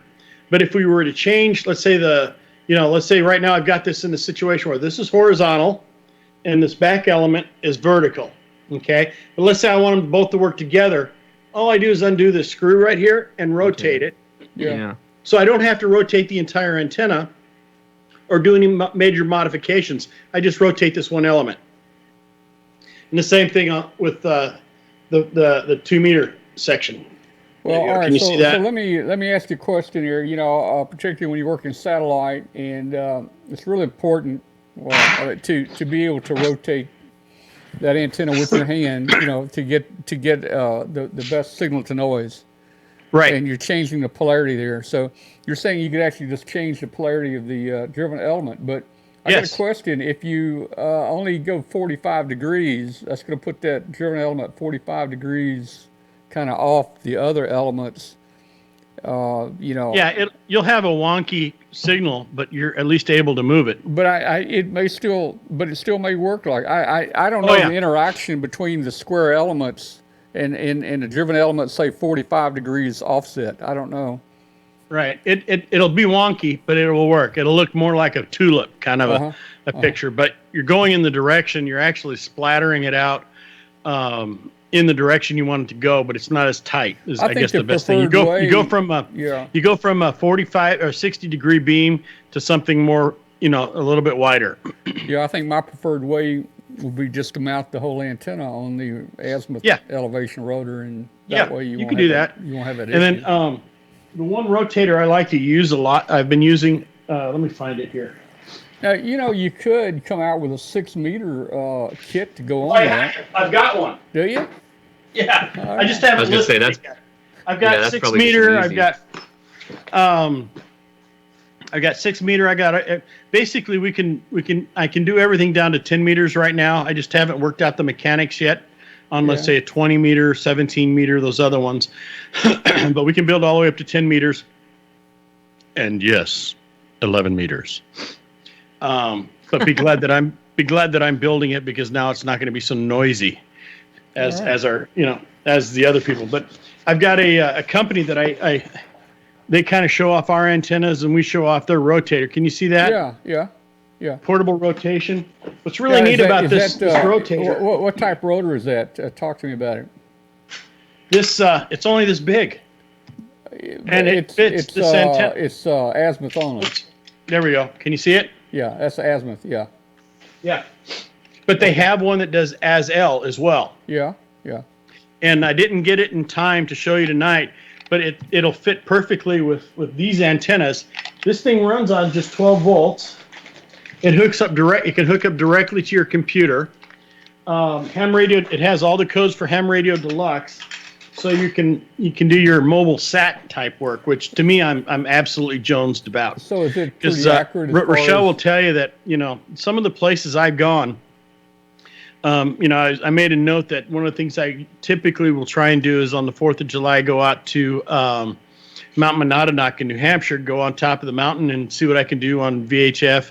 I'll bring my HF unit with a little portable off-center fed that I build, or maybe one of my end feds, and see who I contact. It's amazing. I love it. And I don't even use power, which is sweet. Yeah. So now having something like this that I can run, just on 12 volts, and this thing doesn't weigh hardly anything at all. This is the whole unit. You got your wire. Here it is. There's about 50 feet of wire right there. And then here's the controller right here. It's a little itty bitty controller. You know that box that UKITS uses for their yeah. It's about the same size. Can you? There you go. It's cool. Which is nice. So you can either go use this, and then it has a USB port right here. So with your tablet, you can hook up the USB port to your tablet, and if you're running like, oh my gosh, what is it? Well, there's several programs that will run it for controlling it, including Ham Radio Deluxe, a couple of your other logging software programs, which allows you to do rotator controls. So the reality is, this is all there is to it. It's right here. So what kind of price range is that rotor in? This is about $250. The as-L is not cheap. It's about $600 and something dollars. But understand, when you're doing as-L and you need the accuracy that we need for satellite, it takes some precision gears, and they have their gears made. They don't just slap some Walmart, Home Depot stuff in there. So anyway, that I'm excited, needless to say. So and what's the price point going to be for your antennas that you showed us? Yep. Price point? Yeah. The right now as we speak, the antennas are going on the website, just to let you know. The boss is calling me. 1 second. She has let Tom ask a question. You see how she is? Anyway, where was I? I forgot what I said. We're talking about the price point. The price point. You're looking at about $120, $130 for the 2 meter 440. I think that is what it is. That's pretty good, yeah. Oh, wait a minute. I can't remember. The 2 meter, just the 2 meter 4 element is about $125. The 440 is about the same price. I know it's smaller in size, but yet there's a lot of work that goes in craftsmanship that goes into these. We hand build every one of these antennas. We don't, go through some, we do CNC work, but for the most part, the assembly and everything else and testing is done by hand. And we don't hire college students on the weekend to do this. We got, Kevin and HJ and myself and other people who are skilled in building these things, build them. The 2 meter 440 is going to run around $230, I believe. All right, let me say something to Rochelle to get you out of the doghouse. Yes. On our remote hookup here, I've noticed many times that you guys, when you're talking, you don't hear me, but people probably on the webcast are hearing me trying to interrupt or break in. Oh, okay. So you probably weren't even hearing me a minute ago. Okay. So Rochelle, he's okay. Thanks, buddy. Yeah. But anyway, that was that's the big thing. I'm not building cheapo antennas. I'm building antennas that will last, antennas that you can use. And so consequently, we could build them cheaper. We could make them more thrifty, but then you get what you paid for. And, when you're looking at something like a solid fiberglass, so when you step on the rod, it's not going to break. Okay, that's the mentality here. We're in the field, and I can tell you point blank with our original hex beam design with the fiberglass tubes. I can't begin to tell you how many people stepped on the elements, while they're trying to put things together, and we ended up having to replace fiberglass. They had to pay for it, but still, the one thing that we've eliminated is a lot of the problems you have with fiberglass tubes. All right, hey, let's do this. Let's open the phone line up, and we'll get Josh in here too, and we're going to talk some antennas. I got some questions for you, Emmett, but let me go ahead. I'm going to put the phone number up on the screen here, and let's see. Oh, and by the way, the other thing that's going to be set up is, Tom, that every year around December 7th, I go down to the USS Batfish, and we operate out of the submarine for the entire weekend for Pearl Harbor Memorial. Typically, we have that submarine full of kids that are all ham radio operators, and they're operating the Batfish and the USS Oklahoma Memorial from that location. So December 7th, everybody keep an ear out for young voices. They're going to be using everything, the hex beam, the scout, the these quads will be set up, and we'll be doing VHF comms. I don't know if we'll do any satellite yet. It depends on if we get things configured the way I want to get them configured. But we are going to do, the VHF, single sideband, and so on. Okay, great. Well, I've opened up the phone lines. Get the numbers up there, 901-286-1116. Let me just say also, if you're listening to us on shortwave, International Shortwave Station tonight, I'm wondering if it's on or not. It's not heard in the U.S. a lot, but if you're listening, send us a report to Tom at w5kub.com. I'll check with WBCQ tomorrow. I don't think we're on tonight.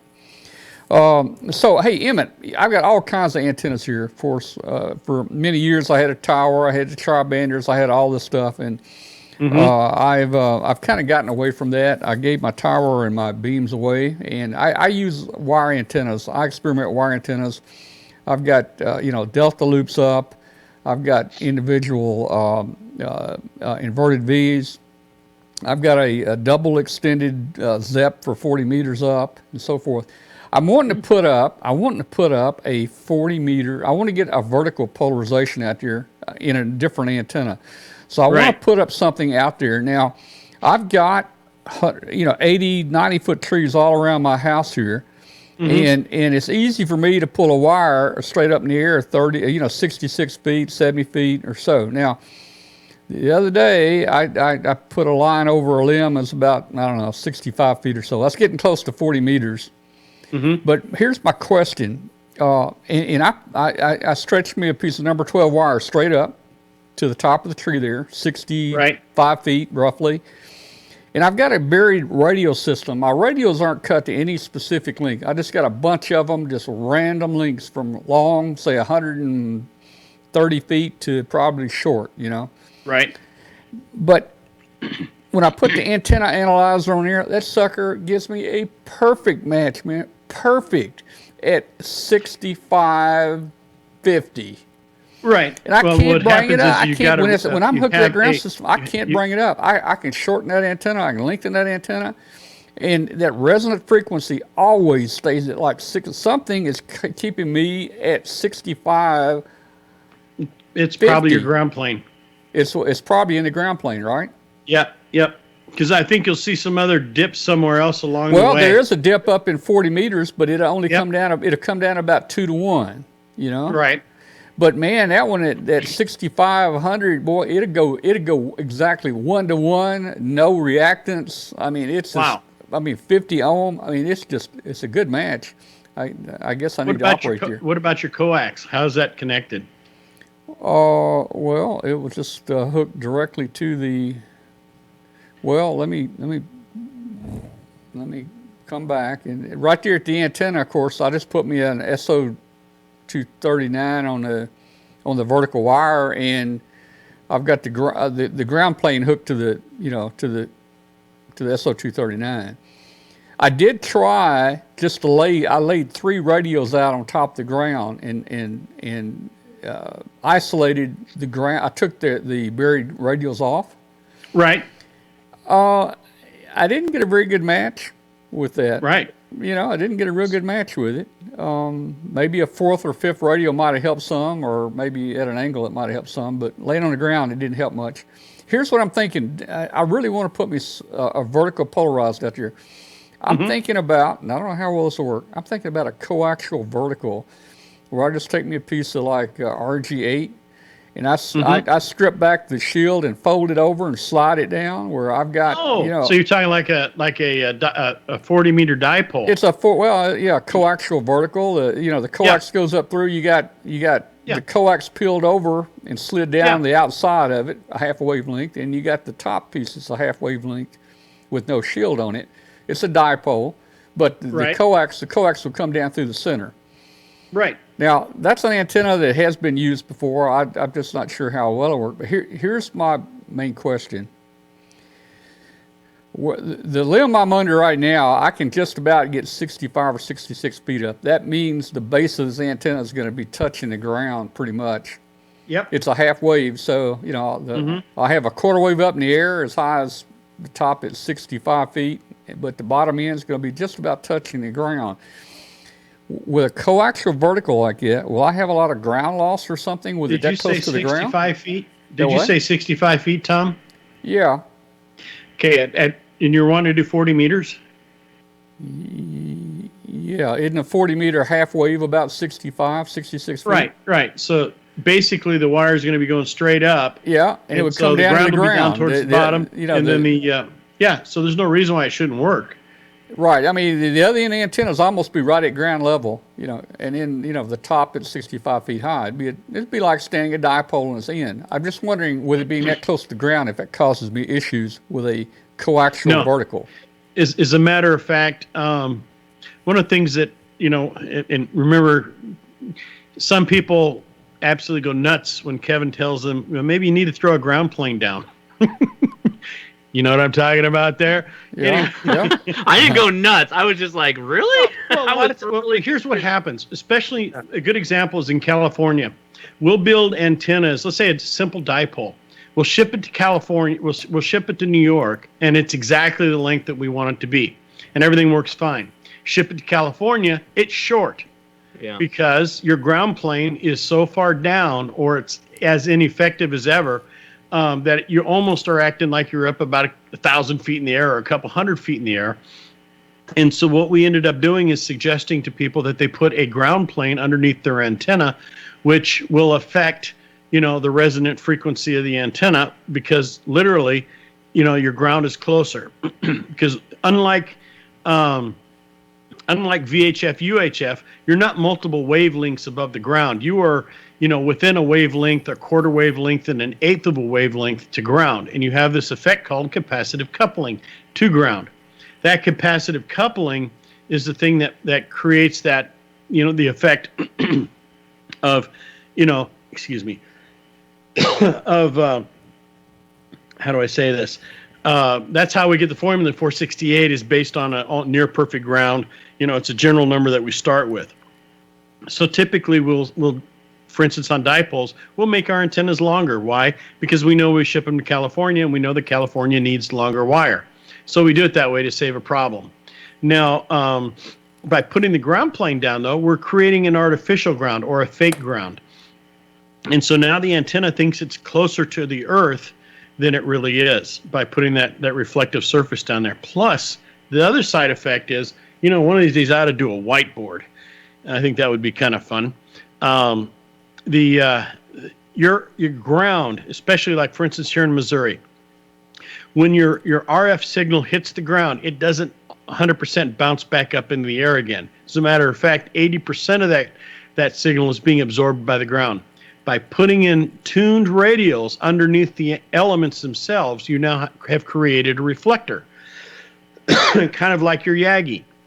And so now what we're doing is we're that when that RF radiation hits that wire, it reflects back up. And that's probably what was happening when you were tied to that one ground system.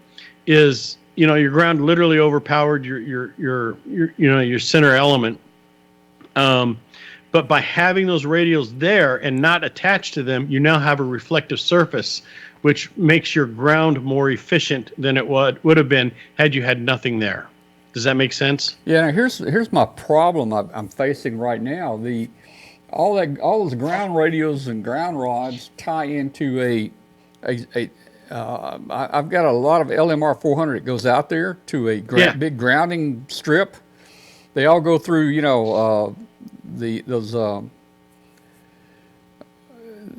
all grounded out there. They go through a strip where you screw the coax connector on it, and so the ground system is hooked to that within just 3 or 4 feet of the base of the antenna. Right. So, by the way, Jim, it's not number one PC. It's not about SWR anxiety. It's about getting the proper match, and quite often, what we don't realize is that even though we've got a balanced antenna, let's say, in an ideal world, that balanced antenna isn't as effective as it would be. In other words, that balanced antenna in relationship to ground isn't as efficient as it could be if you had an artificial ground underneath it, where it would actually be, let's say the ground would be resonant at the frequency or close to the frequencies that you're operating. And it's a good, like I said, it's a good chance you've got some resonators out there that are way out, or it's at a harmonic, and that's creating a problem for you. So since all my cables come in underground and they're all grounded right there, I'm going to have that issue unless I disconnect those ground radios off that grounding strip. Well, what I would suggest is try it that way first and see what happens, because right now you're putting up a balanced antenna in a vertical format.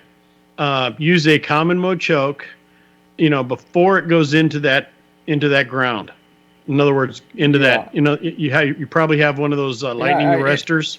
Yeah, and I've tried that. It didn't really help much. But I'm thinking vertical. But I'm not talking about a dirty choke, because that will affect, as Joe can as a fun. I'm trying to get Joe to write an article in CQ about this. Yeah. One of the things that we talked about is, everyone likes to use the dirty choke, but reality is that dirty choke only works if you only make that choke to where it's resonant on a specific frequency. Yeah. If you use something like a common mode choke where we're using ferrites that are specifically designed for the frequencies that we're operating, it becomes a lot more efficient in choking off the common mode energy. And that's what we need to do by putting that choke in. I had a one-to-one Balun that I even tried on it. Now I don't have any idea if that's current or if it's voltage. Who knows what it was. You haven't done the new antenna, okay? Yeah, I haven't tried the coaxial vertical yet. I would say try the coaxial one and then see what happens. Yeah, that's going to be a lot different, and it's going to be a different performance antenna. Everything. So, try that and see what happens. Yeah, I'll do that. Hey, we're not getting any phone calls, but the phone number is up there. Let me show you something here real quick. And, by the way, I just want to make a quick note about Virginia, who's on our website tonight or on the chat room. Yeah. She did a really cool thing a little while ago on the Batfish. She got up on the conning tower and she played her pipes. Oh man, it was great. Cool. So if you get a chance to go out to the website, www.sub.com. I think there's a link, or Wade. Actually, go to the Facebook page, the USS Batfish Facebook page, where she's got that video posted. It was really cool, and we really appreciate it. And thank you, Virginia. Yeah. Public Hey, I cred. want to make sure we get Josh back in here. And look, hey guys, I want to show you something. He did an there it is. He did an excellent job. Look at that. Look at that mount on his roof. The thing I really liked what he did here is using the tripod, but the roof mount that he's got, and he's running the rotator down below with the thrust bearing. And that makes all the difference in the world. You could probably run the rotator without the thrust bearing, but I like that setup so much as far as how durable it's going to be and how mechanically sound it's going to be for him in the future. Yeah, it's solid. How did you get all that up here before your wife got home, man? I mean, I don't know about this. That's a lot of work right there. I got to tell you, how I started out doing it was I put the spreaders on and I attached them with the cordage, and I painted it on the ground. And I kind of lifted it up, and I was like, oh, we're reaching maximum capacity for Josh hauling that thing up the ladder. So I said, all right, we're just going to do it. And so I just kind of one-armed it up the ladder. I got pretty ambitious. It wasn't that hard. It's big. It can get some weight going, momentum, but it's not hard to maneuver. This is before the wires got threaded, but it's easy to put together. It really is. Yeah, use it more like a turnstile when you're putting everything together, so you're not running around the roof. And that's exactly what I did. I just I loosened the mount point, the outer sleeve on the mast, and I just rotate it. And the way you've got your spreader connectors, you've probably got a better name for it, with the slots. You don't even really have to run around. Set them in there. You just set them in. They just kind of flop into place, and you're done. That was a major upgrade for us when we came up with that. Before we were just CNC. We made a CNC part, which, oh my gosh, if I could tell you how much energy goes into just building one hex beam, by using these parts the way we've done them, they're quicker. I like them because they're UV treated. You can change things around, and I think they'll last a lot longer. Plus, it makes the antenna look absolutely sexy. But that's me. Yeah. You know. All right. Yeah. I tell you, this is the first show. It's not in this picture, but I did put radials underneath, and it's on the roof now, and that did move the frequency down about 5 megahertz or so. Okay. Which helped, and actually, I feel like I've got no real evidence to support it, but it feels like it performs better. And just screwing around with reverse beaconing on PSK Reporter, it seems to be more effective. Now, of course, band conditions, all that, you've got a lot of variables in there, but it feels, yeah. And what's going to be really nice is you get it down in there in the middle of the 40-meter band, and like you discovered, you're not going to be able to talk to the people, next door like you normally used to. You're going to be shooting people over on the coast, which, believe it or not, that's exactly the way that's designed. As a matter of fact, you got the radiation pattern. Let me see if I've got one laying around here I can put up for everyone. Josh, I think you painted this antenna to kind of camouflage it a little bit. That, and I just figured extra UV protection wouldn't hurt. Yeah. I wasn't. As was already mentioned, they do have a UV coating on it, but still, I was like, well, what the heck? Why not just get it gray, make it a uniform color? Maybe the wife won't notice it. Didn't work, but it was worth the 30 minutes or so. I think that would be kind of pushing it a little bit to have her not notice it. Yeah, very much so. On top of the house like that, I mean, that thing's about half the size of your house. I didn't show you what the SWRs are on this on the 2-meter antenna. That's the quad right there. Oh wow! Yeah. Anyway, I'm gonna. What was I pulling up again? The pattern. Oh yeah. Go over here to. Guys, I think this is the first time in history that nobody has called the phone number. Yeah, what's going on? You got all the. Where's our ham radio crash course people in the chat? Yeah. Call in. Maybe they're just used to texting. Hey, are there any questions. first timers in here? Anybody? I don't know how to use my mouth. I know Josh sent out a couple links and notified some of his people that he was coming on tonight. I wonder if anybody came over here from to see Josh. Well, I see some names in there that I recognize. I guess not. Nobody came to see you. Nobody here. No. Okay, so you see you're up about 60 degrees. Oh, is that the 40? That's the 40 Yeah. Alan? At 30 feet. Okay. Yeah. So, you're, needless to say, you're shooting over everybody. And here's another one, which is a little closer. This is a 20 meter, but it's going to be, let's see, where is it at? About 15 feet. But still, you see the beam. You're used to, on a dipole, the radiation's almost going straight up, almost NVIS, and so on. So you're only going to be talking like over the mountain, to the next state and so on. But now what you're doing is you're going way out there, several hundred miles to hit that F1, F2 layer, and then it's bouncing back down again. Yeah, somebody asked me, they're like, hey, I had a hex beam for a while too, and I noticed it put me way out there on the coast, but I kind of want to work more closer stuff in. I was like, well, you can still have an NVIS dipole, and then you can just play with the height, the vertical height of that. Now, the other thing is, hey, Tom, you see that? I still happen to have one of these. Yeah. Wait, let me see what mine is. Do I have one on my, I don't have it on my field jacket. I'll have to go find my patch. But anyway, that was off the barracks. That's a pretty big one. No, actually, that came out of a place that I was working that we were decommissioning. Ah. And it's basically the forerunner to the Strategic Air Command. Okay. Anyway. Oh yeah, I know it says Tactical Air Command. Yeah. Okay. Right on. Yep. There you go. See, I got all kinds of neat crap like that laying around. But anyway, I'm going to stop sharing. Too much information. So, but yeah, that's kind of what happens. And here's an interesting thing. By putting those radials down under a hex beam that for 40 meters, that actually you're going to start seeing a lobe that'll look more like this. You see that? But you still have a low angle radiation. We don't see anything. Oh, I'm sorry. Duh. Let me share my screen again. Sorry about that. That's me. Oh, crap. Wrong screen. Josh, stop that. Oh. Now I'm seeing your password.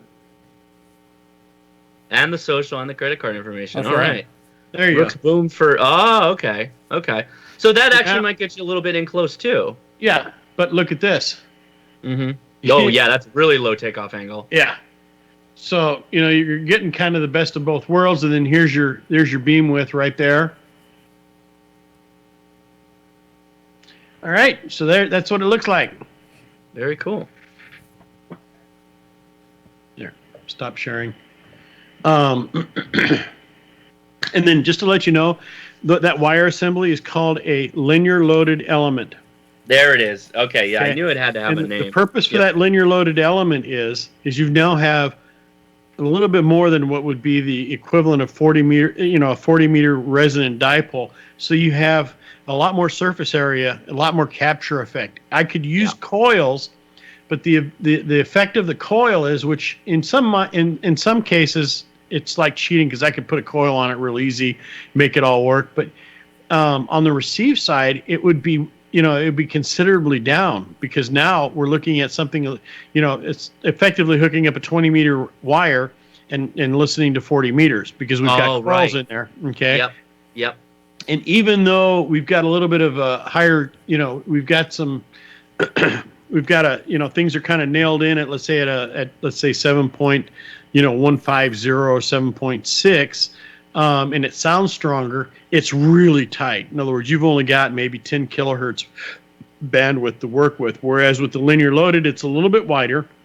Mm-hmm. But in my mind, on the receive side, it is a killer, because it's, when I say killer in a good way, it's because it's receiving the signal. You've got twice the amount of wire, it's resonant, and then you have a side effect on 10 meters that is really kind of nice. You can bring in 10 meters on that element, and it'll work just fine at 50 watts.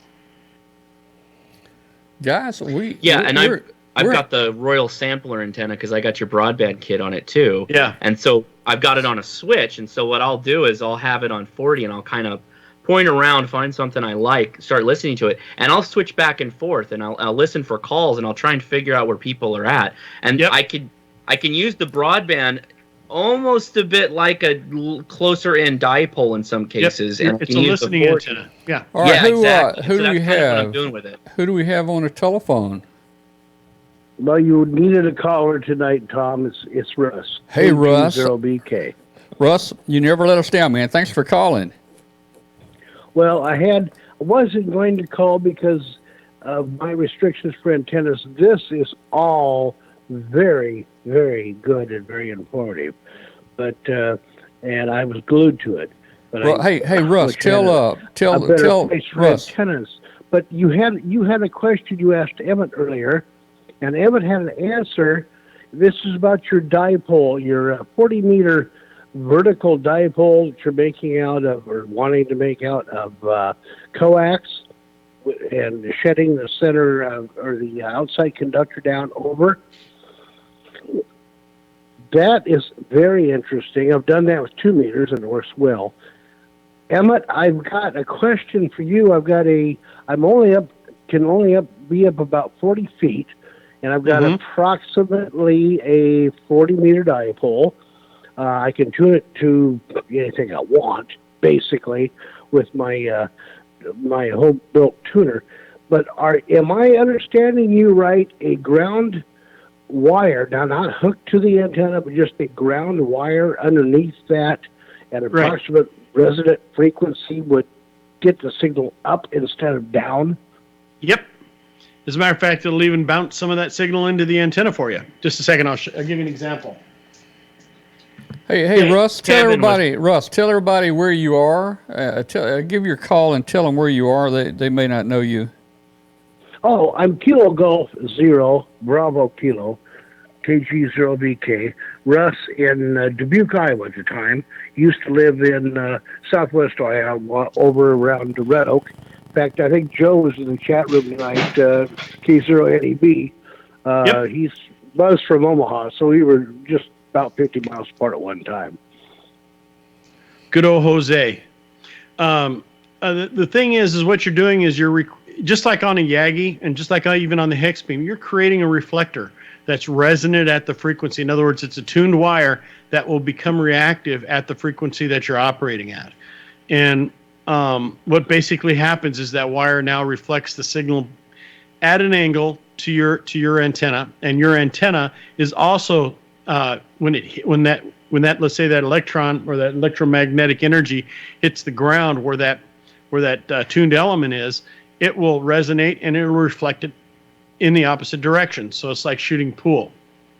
And just like with Invis, what will happen is you put those elements that are not kind of in reverse. I've got it more pointed up in the air than I do. It's more vertical than horizontal then. Yeah. But it doesn't hurt to go ahead and lay those wires down on the ground. It'll only increase your efficiency. In many cases, it might even decrease the noise that a lot of people experience. Okay, well, I've noticed and this makes sense. That's why I had to ask, because if the ground's wet or if the ground's dry, it makes a real big difference. I can tune up the antenna and have it fine for a couple of days when the ground's wet. As soon as it starts drying out, I got to retune again. And, this is one of the reasons why we do something like the artificial ground or the ground plane, is because what happens is it makes your ground more consistent.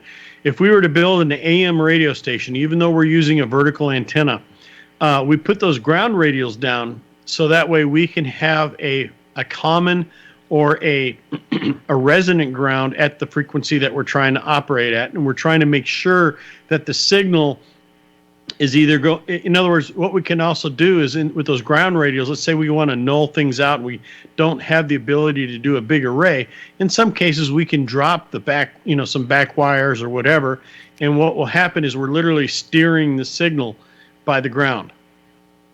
Right. And That's what you're doing here is you're putting these things parallel to the antenna itself at different angles.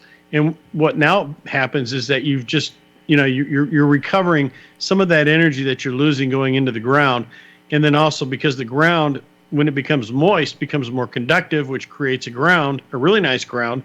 And then when it dries out, it stops being conductive again, especially if you have like a clay, or in the case of California, you got sand, and stuff like that. And like I said, you actually feel like, when it comes to, the signal, the antenna and everything, it feels like you're about 100 feet in the air, but you're not. So that would probably Miles be before we hit bedrock. recommended then for anyone who has can't be a quarter wavelengths above ground. And I know 40 meters is tough to do that with a lot. But if you were close to the ground, it's probably a good idea just to throw the wire into the ground. And can it be just underneath the surface? Yeah, we prefer to do it insulated. As a matter of fact, we've got just a second. We've got a video on our YouTube channel. We don't have a lot like this guy over here does, but we do have a video on doing some grounding, and where we're using, in our case, we're calling it a Phat Ground. What we're doing is we're using like RG6 cable that we've capped on both ends, but we've cut them at the right frequencies, and we just buried them in the ground. We're using an edger. And just put it in there. And what's basically happening is we've got that big 1/4-inch wire now in the ground, and it's going to play for me forever. And I put caps on both ends, so I don't have to worry about replacing the wire in about a year or so. And it doesn't interact with the ground when it gets wet. So it's a parasitic, or let's say it's just a simple reflective element that sits in the ground. Kevin gave the quote of it gives the antenna something to push off of, which I thought was good. Yeah, totally that's exactly it. Thank you so much for your help. Tom, just before I go, though, I've got one comment for you, I guess. All right. Your Air Force uniform that you put on early in the show, and you said it about still fits.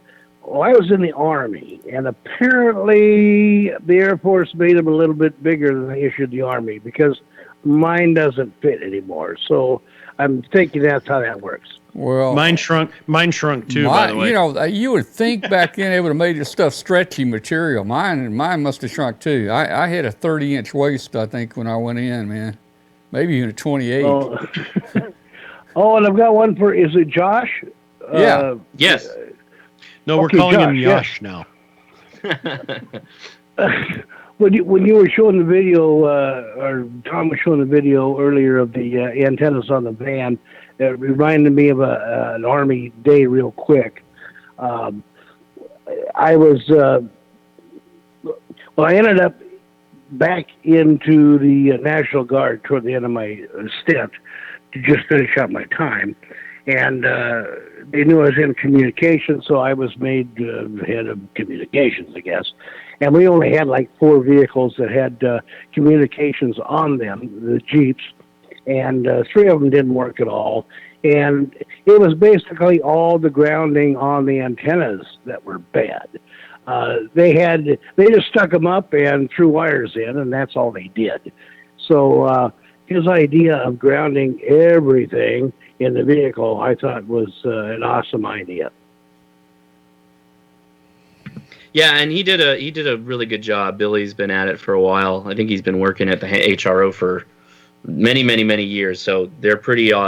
They sit around and talk about it, and then they go implement. And he did a really good job. It was a really clean install. Yeah, it really was. And the only funny story I have to tell about that, and I'll make it real quick, and we'll get off here, was my 4th one. After I got 3 of them working, my 4th one wouldn't work, and I finally got it, I thought, working. I thought, well, I'll test out a frequency and look. And I'm not paying much attention to the frequency. The radios only dial in so much on the Army radios, but they had a 3710. I thought, well, I'm a hand licensed radio operator. I can operate on 3710, thinking it was 3.710, not 37.10. And at that time, our police here, was in Red Oak, Iowa at the time, were on 3710. So I'm testing up on that one. And finally, somebody comes back, a dispatcher, and says, car calling Red Oak, please identify. Okay, well, the antenna works. All right, I'm going to put that down in my book, Russ, as another FCC violation. Keep your book closed, Tom. As another FCC violation. And I just had to remind everybody, and of course Riley is already gone, but Russ... He's probably listening. Yeah, Russ put a pirate radio station on back when he was in college, and I think they only got caught when they started selling advertisement on it. Yeah, well, I guess I was on a few more illegal things, too, that I didn't even know about, but I thought it was a funny story. Yeah, all right. Hey, guys, I can't believe this, boy. We've gone way over tonight. I mean, we have no set time to stop, but normally by 25 minutes ago, we would go to hang out or close the show, but we've had a lot of fun tonight. Hey, Tom. Yeah. Well, I've got one more question from the chat room, and it's WB5ORT Ed. He asked about takeoff angle on the reflectors. Remember, just think pool. The electron flies out, or the magnetic wave flies out of the antenna. It hits the wire at a specific angle. It then basically bounces off that wire in the opposite angle. So it's like you're a bank shot off on a pool table. And that's how you can think about how your takeoff angles work on the antenna with reflectors underneath it. So, for instance, let's say if you're doing like NVIS or something like that, or you need to get an area, what you do is you figure out, let's say, what's the average F1, F2 layer. How high up is it normally? What's the average? When you figure out the average, then you figure out, okay, I need to go this many miles. And then you can figure out your angle, and you can figure out how many wires you need to put underneath it. So, yeah, it gets complicated, but the thing is you can get pretty consistent results by putting in that reflector underneath, is what it boils down to. And that's with HF and not VHF. And, Paul, yes, I enjoy... let me show you see my wall there? Whoops. Oh, that's a big whiteboard. Yeah, I got one. I got two whole walls that are nothing but whiteboard. Oh, so, good. That's cool. You see those stupid, those silly commercials on YouTube and stuff like that. Glinder, Schlenderheimer figured out Bonhoeffer's, conjecture, and the guy comes down and erases it. That's kind of the way it goes with me down here. So everyone knows, never touch my board. But anyway. So anyway, yeah, Paul, I've got big whiteboard. All right, guys, I'll tell you what we're going to do. We're going to have to say goodnight because I'm wanting a bag of popcorn. I want to eat supper. Who wants to eat supper? I do. Oh, okay. You need to get you some supper there. And my wife made me some chili tonight. Of course, now this will start up a good conversation here. Now, see, in the South, we have breakfast, dinner, and supper. I guess that's what you're having up there, right? You're having supper tonight, Emmett? Now, there you go. You're the third person this week that's called me a northerner. No, I'm saying you're southerner. I'm saying you're a southerner, man, if you're having supper tonight. Yeah, because I have supper at night, and I'll do dinner in the afternoon, and then breakfast. Yeah. But I would imagine Josh out there, California, they're kind of, they're different kind of people out there. They probably have, breakfast, lunch, and dinner, I'm guessing. What do you have out there? Yeah, sometimes we just have brunch. Oh, yeah? We'll just go brunch. All right. Well, look, hey, Josh, stick around a minute. I want to talk to you just a second on Skype, and we're going to go ahead and shut the show down, and just want to say, hey, great show tonight. I think we had a good time. We answered a lot of questions, and let's do it every week, okay? Josh, did you have any questions? Yeah, we didn't let Josh You talked about the 40. I think I knew that answer though. California's got some soil problems, but I think I'm working with Kevin, and we're getting handled. I've also got that BB, and I couldn't figure out, and I think that's just a write-up thing. Maybe we get that in the write-up that you got to connect it back into the resistor. Yeah, and it came a bit short, so I had to adjust the arms a bit. But that was pretty much it. Okay. Yeah. Cool. Never hesitate to give us a call. You got my number too, so never hesitate to call. We're good to go. Oh, okay, great. Excellent. And Yeah, we're there for you, and you did a good job, and I'm glad you're here with us. Yeah, thank you. This is going to be fun. I think you have a lot to contribute.